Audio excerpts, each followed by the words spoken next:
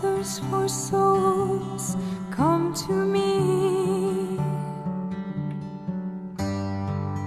I thirst, I thirst.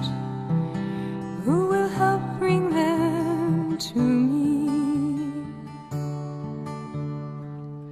Bring them to my Father, wash them in my blood, bind their wounds of sin by the power of my love. Tell them of my mercy, show to them my heart, pierced and ever broken, with love to impart. I thirst, I thirst, I thirst for souls, come to me. I thirst, I thirst. Who will help bring them to me? Many tears are falling, souls have lost their way, tired and discouraged, too broken to pray. Will you be my tenderness? All the world will see. I am always waiting. Please come to me. Come to me, all you who labor and are heavy laden, and I will give you rest. Take my yoke upon you and learn from me, for I am gentle and lowly in heart, and you will find rest for your souls.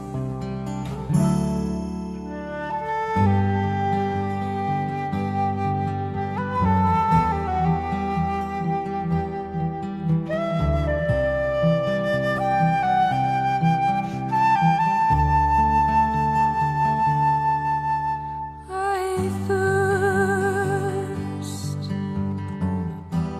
I thirst, I thirst for souls, come to me. Who will help bring them to me? I thirst.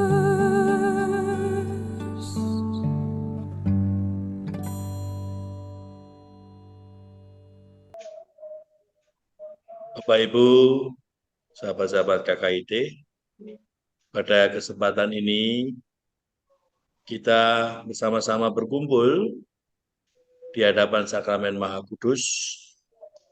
Kita bersama-sama menyatukan hati dalam Jumat pertama yang dipersembahkan untuk penghormatan kepada hati kudus Yesus yang Maha Kudus melalui adorasi. Kita menyadari bahwa semua yang kita alami dalam kehadiran Allah adalah selalu membawa kita kepada kedamaian. Saya mau mengulang kembali bahan pada bulan Januari, sekaligus juga menjadi tema untuk merenungan kita pada adorasi bulan Maret ini. Prapaskah adalah saatnya dengan cinta yang besar kepada dahaga Yesus yang mengundang kita untuk bertobat dan percaya. Bertobatlah dan percaya adalah panggilan setiap umat yang mengikuti Yesus. Dan pertobatan dan percaya itu adalah apa yang kita sudah renungkan dalam bulan Januari, dalam renungan 1 bulan. Kita merenungkan tentang kata Yesus itu sungguh luar biasa.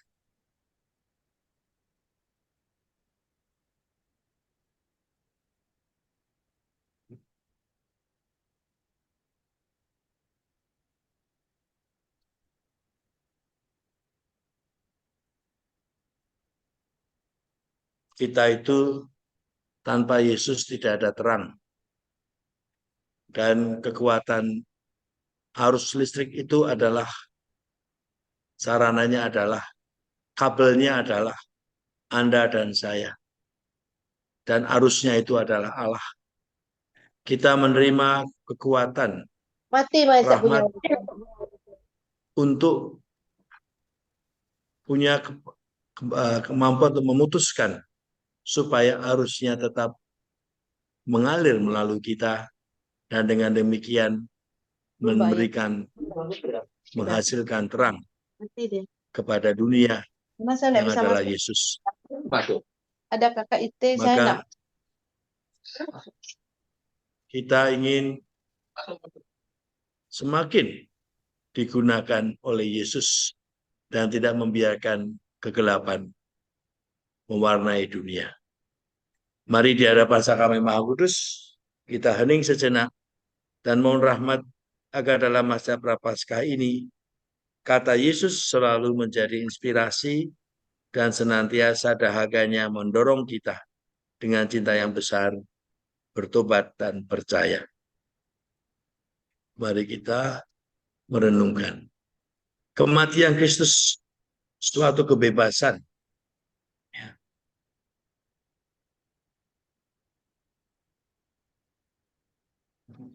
Kematian Kristus suatu bentuk kebebasan dalam kesetiaan dan ketaatan untuk melaksanakan kehendak Bapa.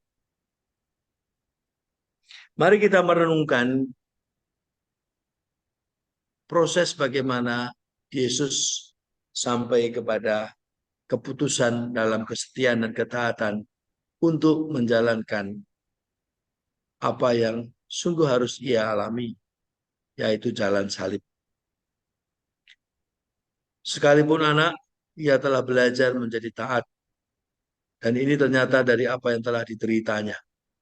Dan sesudah mencapai kesempurnaan, ia menjadi pokok keselamatan abadi bagi semua orang yang taat kepadanya. Masa Prapaskah adalah merenungkan masa bagaimana ketaatan dan kesetiaan Yesuslah yang menyelamatkan kita semua.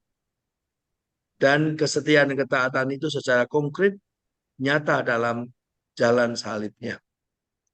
Dan jalan salib itu terus berlangsung hingga hari ini karena Yesus masih dahaga, Yesus masih terus menderita, dan ia tetap setia dan taat. Penderitaannya ia lakukan untuk membawa setiap orang datang kepadanya. Kalau kita merenungkan bagaimana penderitaan Tuhan, kita selalu masuk dalam misteri tentang bagaimana ia didera, ia dicaci maki, dicemooh, ia ditinggalkan, ia dibuat susah, ia harus melalui jalan dengan segala penyiksaan dan penistaan. Tetapi kita mungkin belum pernah berhenti untuk merenungkan kesetiaan dan ketaatannya.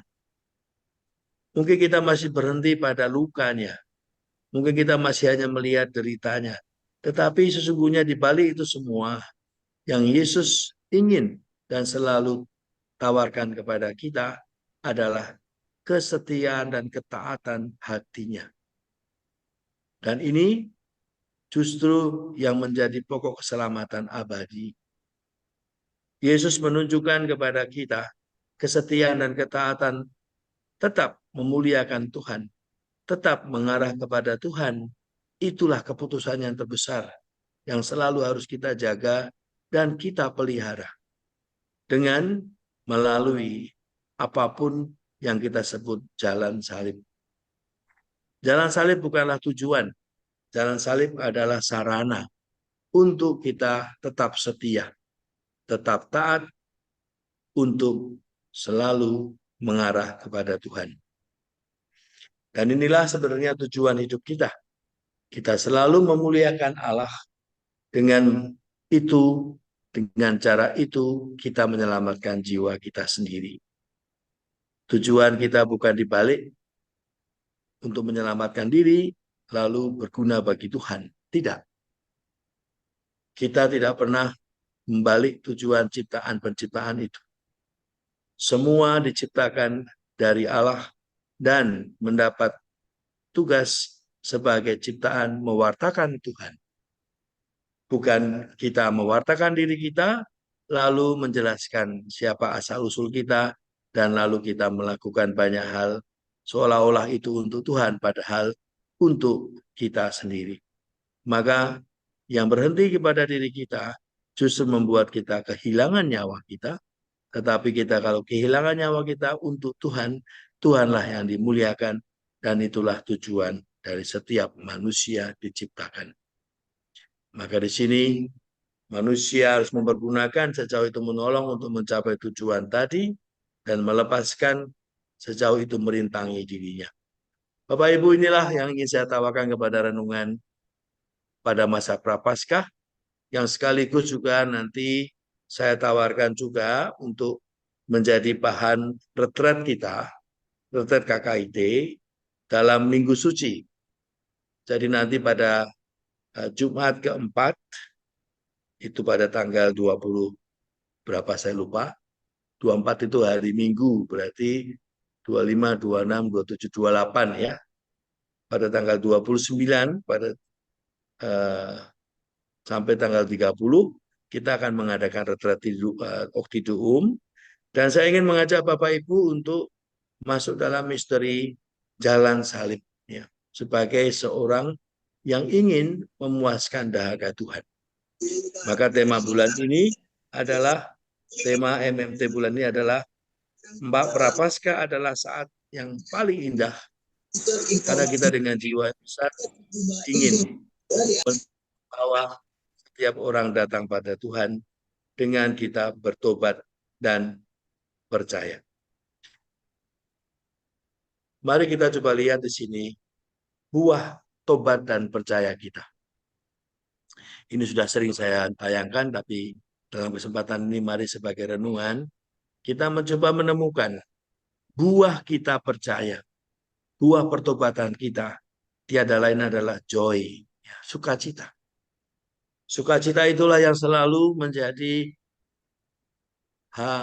kekuatan kita. Bukan sukacita yang kita buat sendiri, tetapi sukacita yang lahir dari pengalaman akan berjumpa dengan Tuhan dalam setiap peristiwa hidup ini. Ibu Teresa selalu mengatakan sukacita itu adalah misteri cinta. Mari kita menonton lagi film ini dan mencoba menemukan dalam perjalanan hidup kita sampai hari ini, sungguhkah sukacitaku adalah sungguh yang dari Allah, yang membawa aku semakin dalam dan mengenal Allah dalam setiap peristiwa hidup, jatuh dan bangun, suka dan duka, sakit dan sehat. Sungguhkah sukacita yang berangkat dari Allah itu ada dalam perjalanan hidupku ketika sakit, ketika jatuh, bahkan ketika gembira, ketika mengalami banyak hal yang positif, yang menggairahkan. Sungguhkah di situ sukacitaku membawaku kepada Tuhan? Atau justru aku berhenti untuk percaya pada Tuhan? Pertobatan yang membuat kita semakin mengarah pada Tuhan, itulah pertobatan yang sungguh menjadi sumber sukacita kita. Mari kita melihatkan video ini. Joy. That is the mystery of love. If you are in love, then you are full of joy. If we accept the good news that God loves us, that we are somebody very special to Him, that in tenderness and love He has created us, He has loved us, He keeps us alive and all that. Tenderness and love, that is the reason of all joy. And that's what Jesus came at, that my joy may be yours. God speaks in the silence of the heart, and we listen. And then We speak to God from the fullness of our heart. First we listen, God speaks, and then we speak and God listens. And that connection is prayer, is oneness with God. A soul of prayer, fruit of prayer, is deepening of faith. And the fruit of faith is love. And the fruit of love is service. And the fruit of service is peace. That's why we need to pray to have a clean heart. And if we have a clean heart, we can see God. And if we see God, naturally we begin to love one another. That means we see and we look, and then we give our hands to serve and our hearts to love. And that's the beginning of holiness. Difficult to explain. But once you realize that presence, then you know whom you are touching, whom you are loving, whom you are serving. It is Jesus.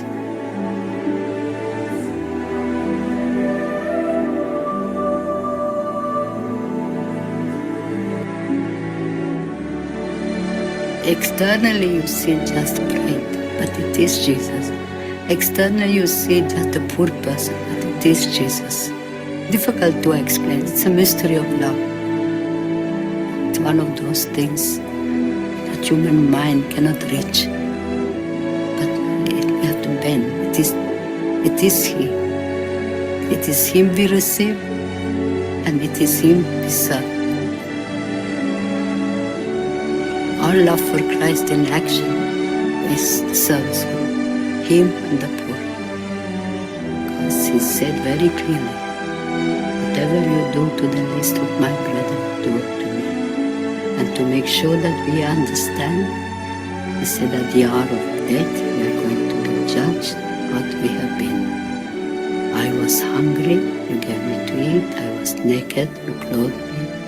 I was sick, and in prison you visited me. I was homeless and you took me in. Come, O blessed of my Father. Inilah dahaga Tuhan. Inilah kehadiran Tuhan yang nyata di dalam setiap pribadi yang sungguh terbelenggu oleh situasi kemanusiaan yang tidak saling menghargai sebagai martabat yang adalah ciptaan Tuhan. Dan inilah yang justru kita semakin menemukan dahaga Tuhan di sana. Bapak, Ibu, saudara-saudari, kita menemukan di dalam kisah, dalam semua kisah yang Ibu Teresa sampaikan, sesungguhnya kisah itu adalah kisah tentang kita. Kisah tentang kita tiada lain adalah kisah tentang manusia. Kalau di sana dalam film kita menemukan ada banyak manusia-manusia yang disapa oleh Ibu Teresa. Kita pun juga salah satu dari mereka. Entah itu kita yang berdoa, kita yang ikut terlibat dalam partisipasi, ambil bagian dalam dahaga Tuhan, atau kita yang justru sedang dalam kesulitan mengalami dahaga Tuhan. Kesetiaan dan ketaatan membawa kita kepada kejujuran tentang bagaimana aku mengakui bahwa aku membutuhkan Tuhan. Bapak dan Ibu, saya di sini sekarang ada di Kapel Adorasi. Tadi baru saja jam 5 kami dengan anak-anak mahasiswa. Hari ini lumayan banyak. Ada sekitar 40-an sampai 50 anak. Dan saya sangat bersyukur bahwa mereka datang dari berbagai macam tempat. Hari ini yang datang, yang bertugas adalah dari UPNVJ, dari Pamulang. Dan mereka dari Pamulang ke sini dengan segala macam cara, entah lewat kereta, naik motor, dan semuanya. Tapi yang mengembirakan adalah bahwa mereka datang untuk berdoa. Dan tadi saya mengajak kepada mereka, mari membangun waktu untuk berdoa. Berdoa tiada lain adalah sungguh memberikan ruang batin yang memang memberikan hati kepada Tuhan. Dan salah satunya adalah dengan jalan salib, lalu adorasi, dan sebelum adorasi tadi ada ekaristi. Ya. Dan inilah salah satunya yang menjadi panggilan kita, umat beriman. Tentu juga panggilan semua orang, tidak hanya mereka yang mempersembahkan untuk hidupnya dibaktikan, tetapi semua orang. Karena semua percaya pada Yesus. Karena semua dipanggil dan semua adalah orang yang percaya. Dan orang percaya itu adalah orang yang ambil bagian. Kepercayaan kita bukanlah kepercayaan yang pasif, tetapi kepercayaan yang aktif, di mana kita ambil bagian dalam bagaimana menjadi inspirasi dan juga memberi ruang kepada banyak orang untuk datang pada Tuhan. Saya bersyukur dan terima kasih kepada semua pihak yang sungguh terlibat untuk menjadikan Wisma Sahabat Yesus sungguh-sungguh wismanya Sahabat Yesus. Sejak awal saya datang ke sini, saya menangkap pesan yang jelas tugas perutusan di sini, yaitu menjadikan wisma ini benar-benar wismanya sahabat-sahabat Yesus. Dan juga tidak perlu malu dan tidak perlu ragu-ragu untuk mengatakan kepada siapapun bahwa wisma ini adalah sahabat Yesus. Karena dengan keberanian kita mengatakan kita adalah sahabat-sahabat Yesus, sekurang-kurangnya kita sendiri sadar bahwa saya adalah sahabat Yesus. Dan ketika kita sadar sebagai sahabat Yesus, maka kita ingin juga semua yang sudah percaya pada Yesus sungguh-sungguh menjadi sahabat Yesus. Tadi dalam renungan Ibu Teresa ada yang namanya bagian clean heart dan juga bagian dari mengalami kehadiran Tuhan. Salah satu hal yang dapat kita tawarkan dalam masa Prapaskah ini adalah bagaimana kita melihat Tuhan dengan hati yang jernih. Salah satunya bagaimana kita bertobat. Bertobat tiada lain adalah mempunyai hati yang jernih. Hati yang jernih tiada lain adalah hati yang tergerak dan tersentuh oleh berbagai macam peristiwa yang ada di sekitar kita. Kita percaya bahwa di dalam setiap peristiwa hidup ini senantiasa ada pesan. Ada pesan yang mengantar kita untuk berjalan bersama Yesus.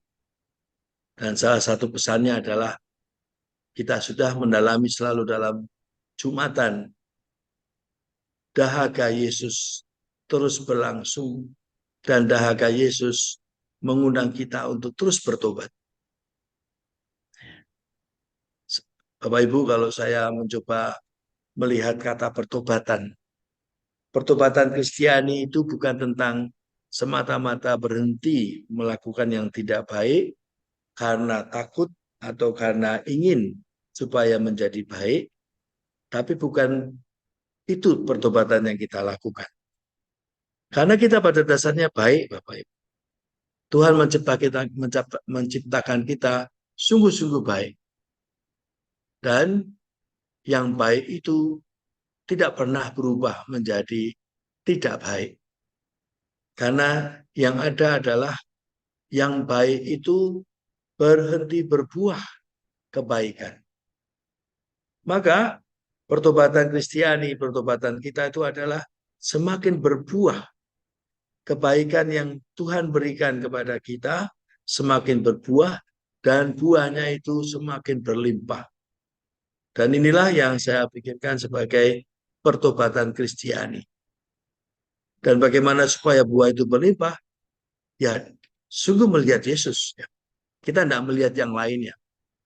Nyun sewu, nggak melihat presiden atau nggak melihat orang-orang hebat, nggak melihat Ibu Teresa, kita melihat Yesus. Dan justru dengan melihat Ibu Teresa, kita semakin menjadi jelas tujuan kita. Maka kita perlu melihat orang-orang yang menghantar kita kepada Yesus. saya mau menunjukkan lagi satu video Bapak Ibu ya.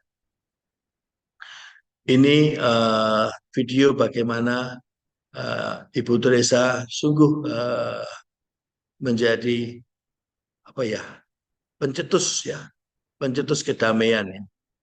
Dan ini saya temukan di dalam kumpulan video-video yang saya tentang Ibu Teresa. Mari kita lihat di sini bagaimana Ibu Teresa sungguh-sungguh menjadi sarana yang mengarahkan kepada Tuhan dari apa yang ia perjuangkan. Kita lihat videonya sebentar. Today is abortion. Because Jesus said, if you receive a little child, you receive me. So every abortion is the denial of receiving Jesus, is the neglect of receiving Jesus.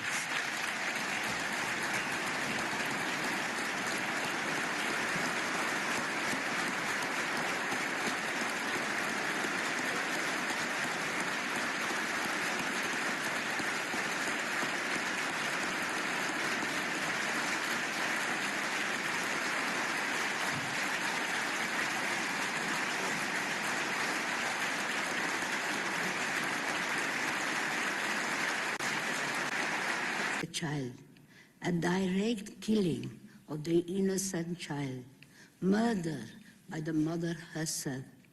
And if we accept that the mother can kill even her own child, how can we tell other people not to kill one another? How do we persuade a woman not to have an abortion? As always, we must pursue her with love, and we remind ourselves that love means to be willing to give until it hurts. Jesus gave even his life to love us.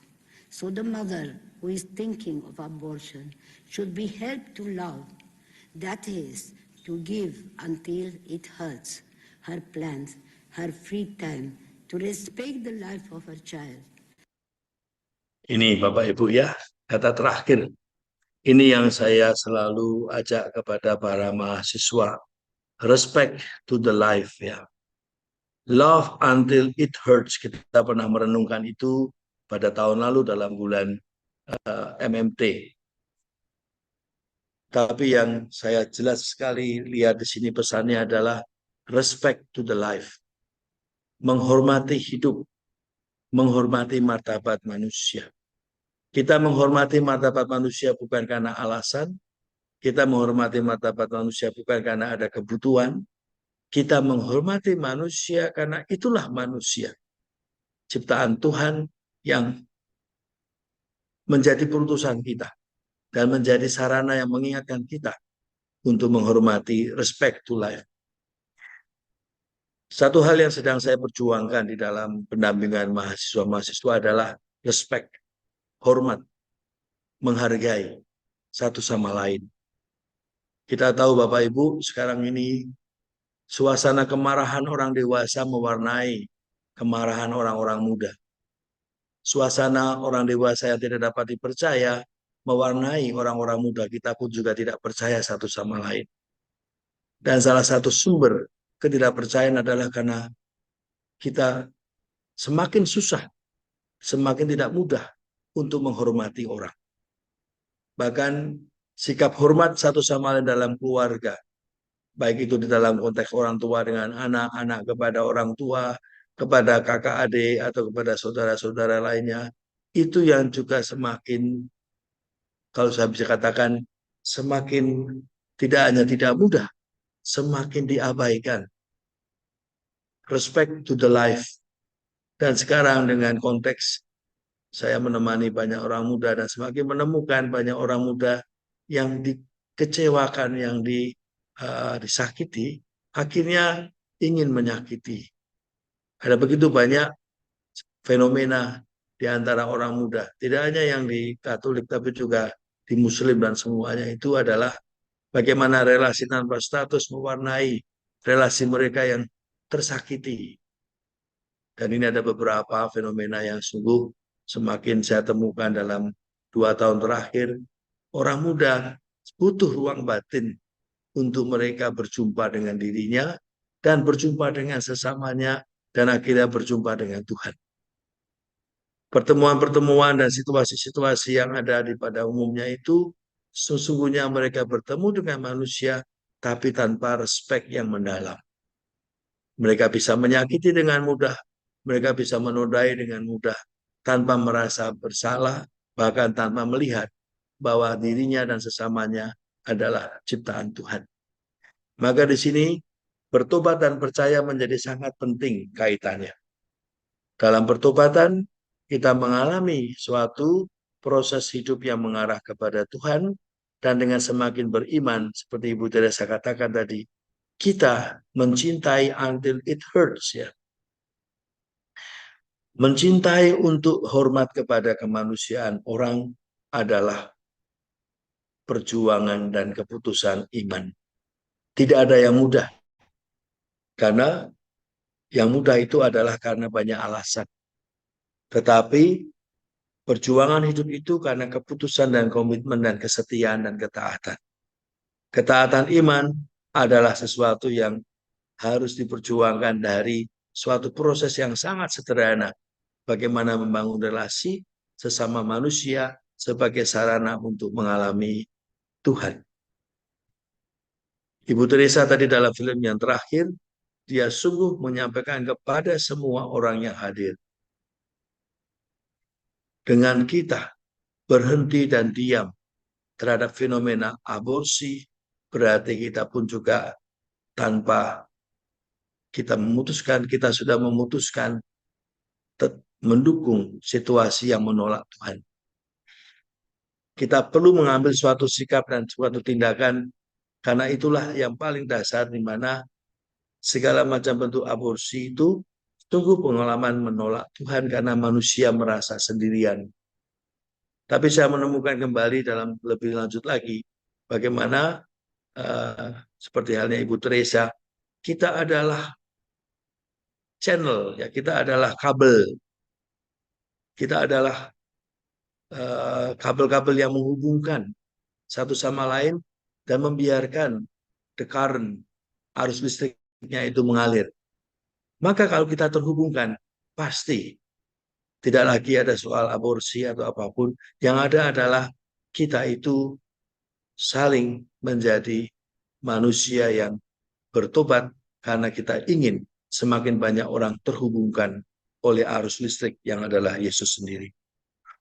Mari Bapak Ibu dalam kesempatan ini kita berdoa bersama, mohon rahmat, semoga melalui apa yang kita lakukan lewat LIA, Love in Action, lewat segala macam devosi, doa, semakin membuat kita tersedia untuk dipakai sebagai kabel-kabel yang dihubungkan oleh Tuhan, dan semakin banyak orang yang kesetrum oleh arusnya Tuhan, kesetrum hatinya, kesetrum dirinya sampai kejat-kejat dan shock dan percaya pada Tuhan, ya.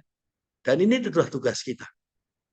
Kita adalah tukang listrik yang menghubungkan kabel-kabel yang terputus, Bapak Ibu. Banyak yang konslet, dan yang konslet itu adalah mungkin karena yang plus jadi plus nyambung, yang minus jadi minus nyambung, atau karena sudah lapuk kabelnya. Maka kita perlu sebagai tukang PLN ini menghubungkan kembali kabel-kabel yang sudah rapuh karena kelamaan kenikmatan di dunia sampai lupa bahwa kita masih punya tugas terakhir, terhubungkan dengan Tuhan, jangan sampai terputus, ya. Dan tugas kita sebagai KKIT, bagaimana kita selalu menjadi tukang PLN yang setia, mendandani, menghubungkan kembali kabel-kabel yang konslet supaya nyambung lagi, supaya dunianya menjadi terang, ya. Dan itulah dahaga Tuhan yang harus kita puaskan. Terangnya itu membuat semua orang merasakan Tuhan semakin terkurangi dahaganya.